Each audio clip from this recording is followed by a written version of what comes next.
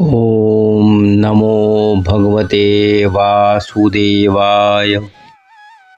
ओम श्री रामाय नमः.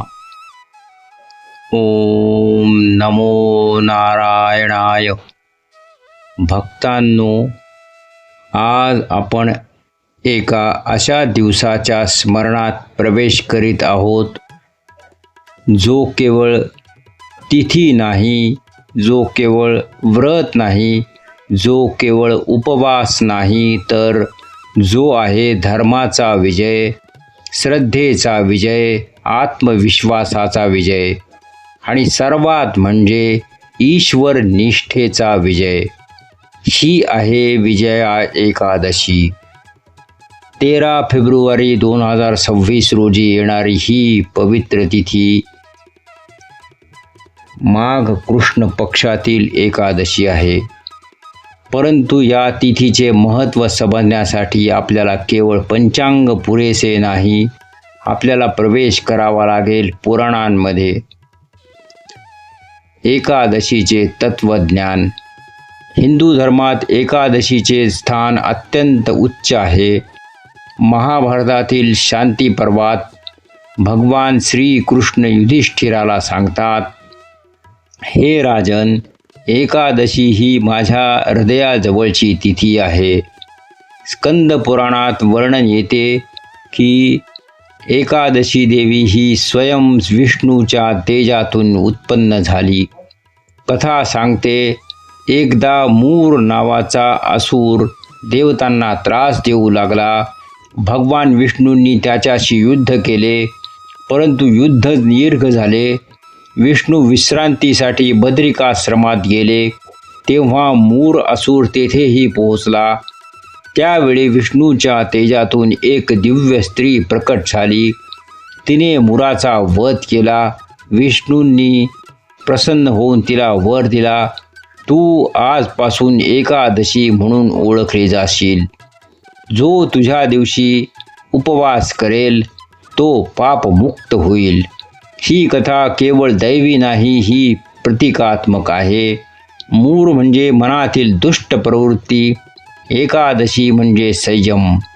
वर्षभरात 24 एकादशी येतात.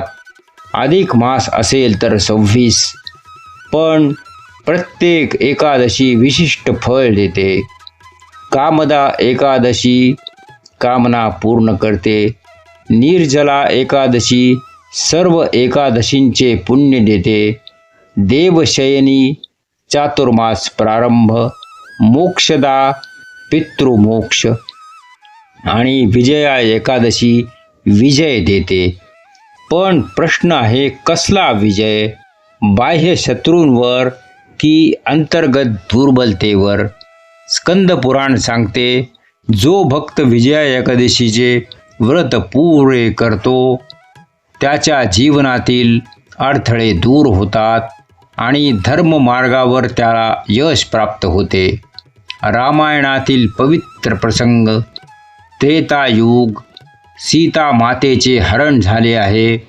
श्रीराम आणि लक्ष्मण वनातून वनात भ्रमण करीत आहेत. हनुमानजी भेटतात. सुग्रीवाशी मैत्री होते.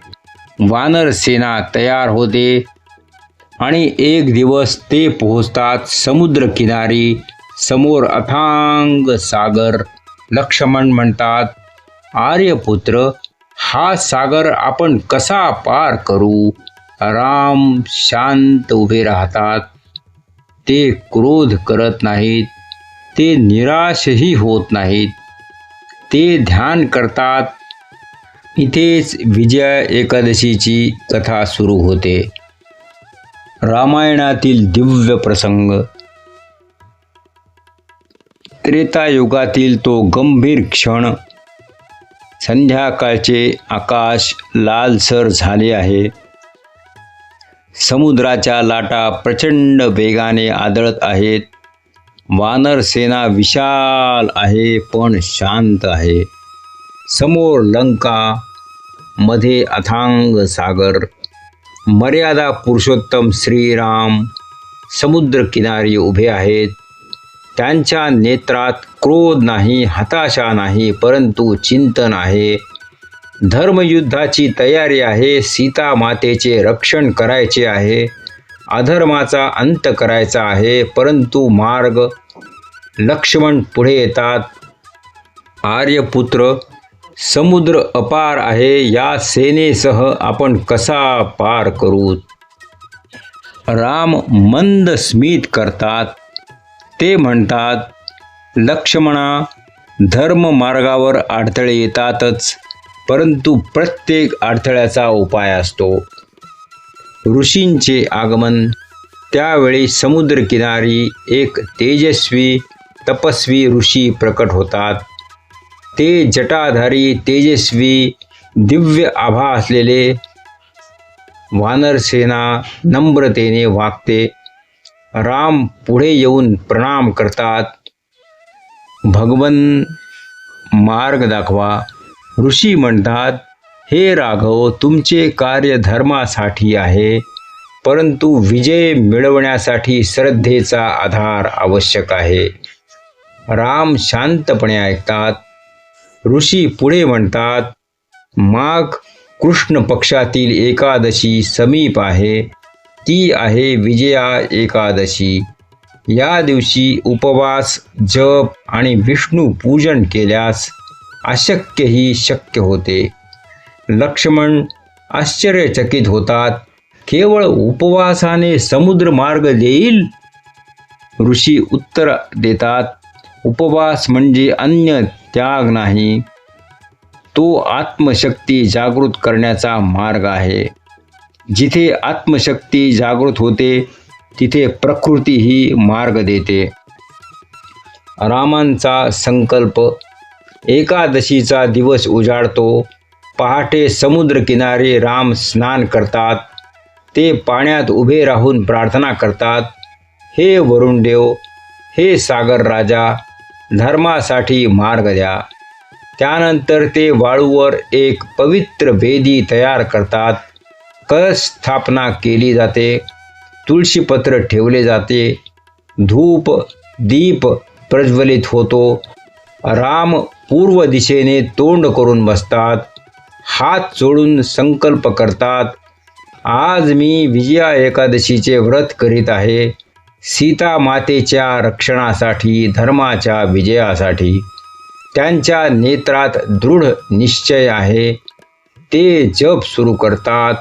ओम नमो भगवते वासुदेवाय.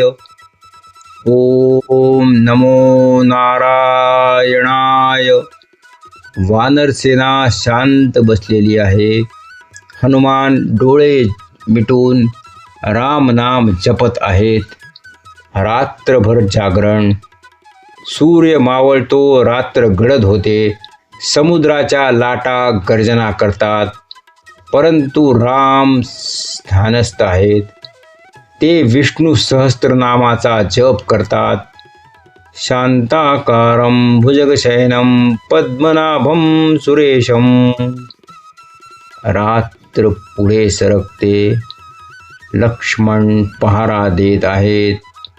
हनुमान जागरण करीत आहेत, परंतु रामांच्या मुखावर शांत तेज आहे. उपवासाने शरीर क्षीण झाले नाही, उलट अधिक तेजस्वी झाले. कारण हा उपवास शरीरासाठी नव्हता, तो आत्मशक्तीसाठी होता. द्वादशीची पहाट. पहिल्या किरणांसह समुद्राच्या लाटा अचानक शांत होतात. आकाशात दिव्य प्रकाश पसरतो. समुद्रातून एक तेजस्वी पुरुष प्रकट होतो. तो आहे समुद्रदेव. तो हात जोडून म्हणतो, प्रभो, आपण विजया एकादशीचे व्रत केले. आपल्या श्रद्धेने मी प्रसन्न झालो. राम नम्रतेने म्हणतात, हे सागर राजा, माझे कार्य धर्मासाठी आहे, मार्ग द्या. समुद्रदेव म्हणतात, आपल्या सेनेसाठी मी स्थिर राहीन. नल नील यांच्या स्पर्शाने दगड तरंगतील आणि अशा रीतीने समुद्र ओलांडण्यासाठी राम सेतू बांधण्याचा मार्ग खुला होतो. ही कथा केवळ ऐतिहासिक नाही, ती आध्यात्मिक आहे. समुद्र म्हणजे जीवनातील अडथळे, वानरसेना म्हणजे आपले प्रयत्न, राम म्हणजे आत्मा, ऋषी म्हणजे गुरु आणि विजया एकादशी म्हणजे श्रद्धा. जेव्हा श्रद्धा जोडली जाते तेव्हा अडथळे मार्ग देतात. रामांनी रावणावर विजय मिळवला, परंतु त्यापूर्वी त्यांनी स्वतःवर विजय मिळवला. ते क्रोधाने समुद्रावर बाण सोडू शकले असते, परंतु त्यांनी संयम निवडला. संयम म्हणजे विजया, उपवास म्हणजेच विजया, श्रद्धा म्हणजेच विजया. भक्तांनो, रामांनी समुद्र जिंकला, रावणाचा पराभव केला, लंका जिंकली. परंतु खरा प्रश्न आहे, विजय बाहेर घडतो का आत? विजया एकादशी आपल्याला शिकवते, सर्वात मोठे युद्ध बाहेर नसते, ते मनात असते. मनात असतो रावण. रावण म्हणजे काय? अहंकार, राग, मत्सर, द्वेष, लोभ, मोह, भीती हेच अंतर्गत 10 डोके आहेत. आपण या 10 दोषांवर जोपर्यंत विजय मिळवत नाहीत तोपर्यंत बाह्य यश अपूर्ण राहते. संस्कृतमध्ये उपवास या शब्दाचा अर्थ आहे, उप म्हणजे जवळ, वास म्हणजे निवास. उपवास म्हणजे ईश्वराच्या जवळ राहणे. केवळ अन्न त्याग नाही, केवळ नियम नाही, तर ईश्वर स्मरणात राहणे. एकादशीच्या दिवशी अन्न कमी घेतले जाते, कारण शरीर शांत झाले की मन स्थिर होते. मन स्थिर झाले की विचार शुद्ध होतात. विचार शुद्ध झाले की निर्णय योग्य होतात आणि योग्य निर्णय म्हणजेच विजय. स्कंद पुराणात वर्णन येते, विजया नामनी एकादशी सर्व पाप प्रणाशिनी, सर्व विघ्न प्रशमनी, सर्व कार्य सिद्धिदा. याचा अर्थ असा आहे, विजया एकादशी सर्व पापांचा नाश करणारी आहे, सर्व विघ्न शांत करणारी आहे, सर्व कार्य सिद्ध करणारी आहे. परंतु लक्षात ठेवा, ही जादू नाही, ही साधना आहे. श्रद्धा, संयम, जप आणि प्रार्थना यांचा परिणाम म्हणजेच कृपा. विजया एकादशीच्या दिवशी फक्त पूजा करून थांबू नका. ही ध्यानाची पद्धत करा. शांत ठिकाणी बसा, डोळे मिटा, श्वास हळू घ्या, मनात रामाचे रूप उभे करा, त्यांच्या चरणी स्वतःला अर्पण करा. आता कल्पना करा, तुमच्या जीवनात एक समुद्र आहे, तुमच्या समोर अडथळा आहे, त्या अडथळ्यासमोर राम उभे आहेत. ते तुमच्याकडे पाहतात आणि म्हणतात, भिवू नकोस, श्रद्धा ठेव. ही भावना 5 ते 10 मिनिटे मनात ठेवा. हीच आहे विजया एकादशीची साधना. भीती हा सर्वात मोठा शत्रू आहे. रावण शक्तिशाली होता, परंतु राम घाबरले नाहीत, कारण त्यांच्याकडे 2 गोष्टी होत्या, धर्म आणि श्रद्धा. विजया एकादशी आपल्याला हीच 2 शस्त्रे देते. जेव्हा आपण जय श्रीराम म्हणतो तेव्हा आपण नाव घेत नाही, आपण धैर्य जागवतो. ही एकादशी केवळ वैयक्तिक विजयासाठी नाही. घरात मतभेद असतील, व्यवसायात अडथळे असतील, मुलांच्या शिक्षणात समस्या असतील, या दिवशी संपूर्ण कुटुंबाने एकत्र पवित्र प्रार्थना करावी, राम नामाचा जप करावा, घरात शांत वातावरण निर्माण होते. विजया एकादशी आपल्याला सांगते, स्वतःच्या शक्तीवर विश्वास ठेवा, पण अंतिम परिणाम ईश्वरावर सोडा. रामांनी सेतू स्वतः बांधला नाही, त्यांनी श्रद्धेने मार्ग मागितला. आपणही तसेच करायचे आहे. प्रयत्न करायचे, पण अहंकार ठेवायचा नाही. एक प्रश्न स्वतःला विचारा, माझ्या जीवनात कोणता समुद्र आहे? आर्थिक संकट, आरोग्य समस्या, मानसिक ताण, संबंधातील तणाव. त्या समुद्रासमोर उभे राहा आणि विजया एकादशीला रामासारखा संकल्प करा. प्रिय भक्तजन हो, आपण सगळे कोणत्या ना कोणत्या युद्धात लढत आहोत. कुणाचा संघर्ष आहे आर्थिक अडचणींशी, कुणाचा संघर्ष आहे आरोग्याशी, कुणाचा संघर्ष आहे नातेसंबंधाशी, कुणाचा संघर्ष आहे स्वतःच्या मनाशी. आणि म्हणूनच या एकादशीचे नाव आहे विजया एकादशी.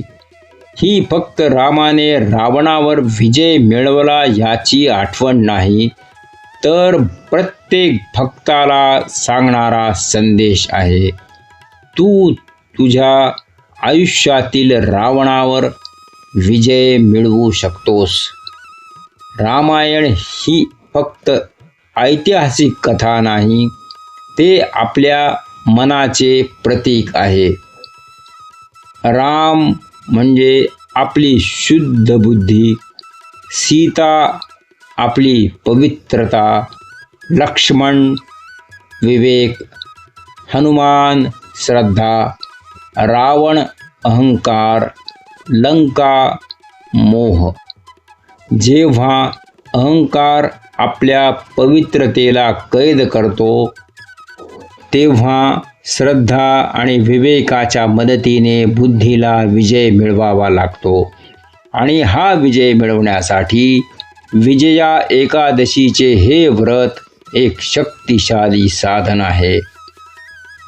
या दिवशी विशेष मंत्र ओम नमो भगवते वासुदेवाय किंवा श्रीराम जय जय राम किंवा ओम विष्णवे नमः 108 वेळा जप करा, सकाळी आणि संध्याकाळी. व्रत करताना टाळायच्या गोष्टी: राग करू नका, वाईट विचार टाळा, खोटं बोलू नका, मोबाईलवर वेळ वाया घालवू नका, नकारात्मक चर्चा टाळा. एकादशी म्हणजे फक्त अन्नाचा उपवास नाही, तर मन, वाणी आणि कर्म यांचे शुद्धीकरण आहे. हा दिवस अतिशय शक्तिशाली आहे. शुक्रवार म्हणजे लक्ष्मीचा दिवस, विष्णू आणि लक्ष्मी यांची संयुक्त कृपा. म्हणून या दिवशी आर्थिक प्रगती, कोर्ट केस विजय, नोकरीतील यश, शत्रूंवर विजय, मानसिक शांतता यासाठी विशेष प्रार्थना करा.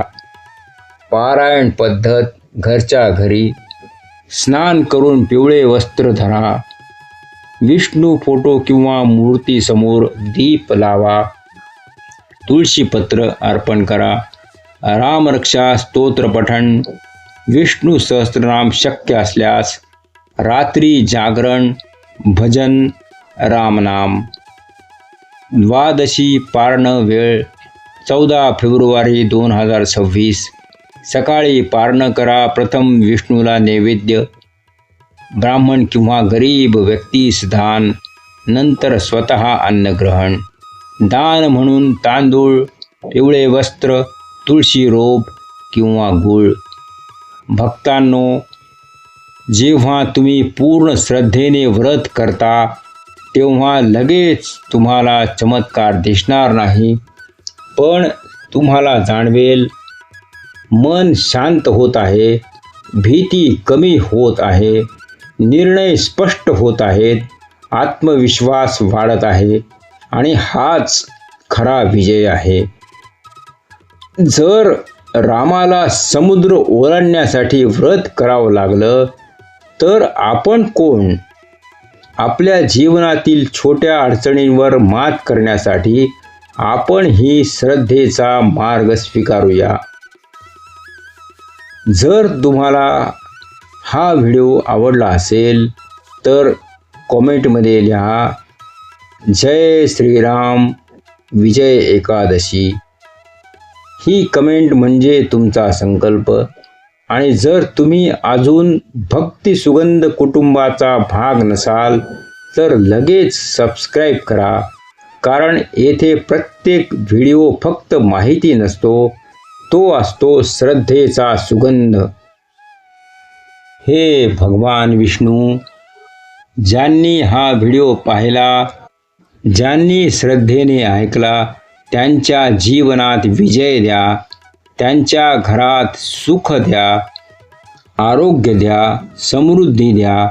जय श्रीराम, जय श्रीहरी, जय विजया एकादशी.